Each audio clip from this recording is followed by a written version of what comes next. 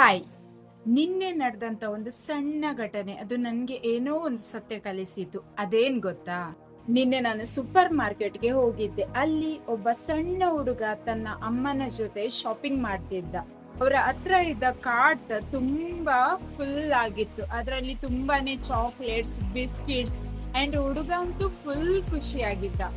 ಹಾಗೆ ಅವರು billing ಮುಗೀತದೆ and ಅವರ ಅಮ್ಮ ಅದರಲ್ಲಿ ಕಾರ್ಟ್ ಅಲ್ಲಿರುವಂತ ಎಲ್ಲಾ ವಸ್ತುಗಳನ್ನು ತಮ್ಮಲ್ಲಿದ್ದಂತ ಕ್ಯಾರಿ ಬ್ಯಾಗಿಗೆ ಹಾಕೊಳ್ತಾರೆ. ಆದ್ರೆ ಆ ಹುಡ್ಗ ಮಾತ್ರ ಕಾರ್ಟ್ ಅನ್ನು ನೋಡ್ತಾನೆ ಇರ್ತಾನೆ ಅಂಡ್ ಅದನ್ನು ತನ್ನ ಜೊತೆಗೆ ತೆಗೆದುಕೊಂಡು ಹೋಗ್ಬೇಕಂತ ಪ್ರಯತ್ನಿಸ್ತಿರ್ತಾನೆ. ಆವಾಗ ಅವನಮ್ಮ ನಕ್ಕು ಹೇಳ್ತಾಳೆ, ಮಗನೇ, ಆ ಕಾರ್ಟ್ ನಾವು ತಕೊಂಡು ಹೋಗೋಕ್ಕಾಗಲ್ಲ, ಅದು ಇಲ್ಲಿ ತನಕ ಮಾತ್ರ ನಮ್ಮ ಜೊತೆ ಬರುತ್ತೆ ಅಂತ. ಆವಾಗ ಆ ಸೆಂಟೆನ್ಸ್ ಯಾಕೋ ನನ್ನ ಮನಸ್ಸನ್ನು ತುಂಬಾ ಕಾಡಿತು ಅಂಡ್ ತುಂಬಾನೇ ಟಚ್ ಆಯ್ತು.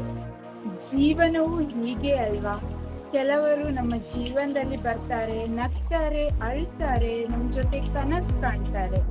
ನಮ್ಗೆ ಅನ್ಸುತ್ತೆ ಇವರು ಜೀವನ ಪೂರ್ತಿ ನಮ್ ಜೊತೆನೆ ಇರ್ತಾರೆ ಅಂತ. ಆದ್ರೆ ಒಂದು ದಿನ ಯಾವುದೇ ಜಗಳ ಇಲ್ಲ, ಯಾವುದೇ ಕಾರಣ ಇಲ್ಲ, ತಮ್ಮಷ್ಟಕ್ಕೆ ತಮ್ಮ ದಾರಿ ಹಿಡಿದು ಹೋಗ್ತಾರೆ. ಆದ್ರೆ ನಾವು ಮಾತ್ರ ಖಾಲಿಯಾದ ಕಾರ್ಟ್ ಹಿಡಿದ ಆ ಮಗುವಿನಂತೆ ಖಾಲಿಯಾದ ಹಾರ್ಟ್ ಹಿಡ್ಕೊಂಡು ನಿಂತಿರ್ತೇವೆ. ಆದ್ರೆ ಇದೊಂದು ಇನ್ಸಿಡೆಂಟ್ ನನ್ಗೆ ಅರ್ಥ ಮಾಡಿಸ್ತು.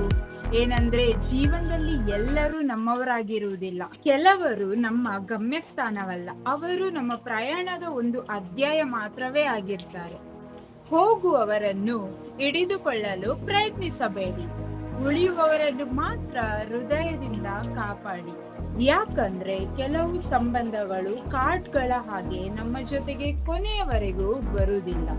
ಹಾಗೆ ಈ ಒಂದು ಲೈನ್ಸ್ ನಿಮ್ಗಾಗಿ ಇದು ನಂಗೆ ತುಂಬಾನೇ ಇಷ್ಟವಾಯಿತು. ಸುಳ್ಳು ಸೂಪರ್ ಮಾರ್ಕೆಟ್ ನಲ್ಲಿ ಶಾಪಿಂಗ್ ಮಾಡ್ತಿತ್ತು, ಸತ್ಯ ಸಂತೆಯಲ್ಲಿ ಚೌಕಾಶಿ ಮಾಡ್ತಿತ್ತು. ಇವತ್ತಿನ ಕಾಲದಲ್ಲಿ ಸುಳ್ಳು ಹೇಳೋನು ಜಾಣೆ ಎಣಿಸ್ಕೊಳ್ತಾನೆ, ಸತ್ಯ ಹೇಳೋನು ಪರದೇಶಿಯಾಗಿ ಹೋಗ್ತಾನೆ. ಏನಂತೀರಾ? ಖುಷಿಯಾಗಿರಿ.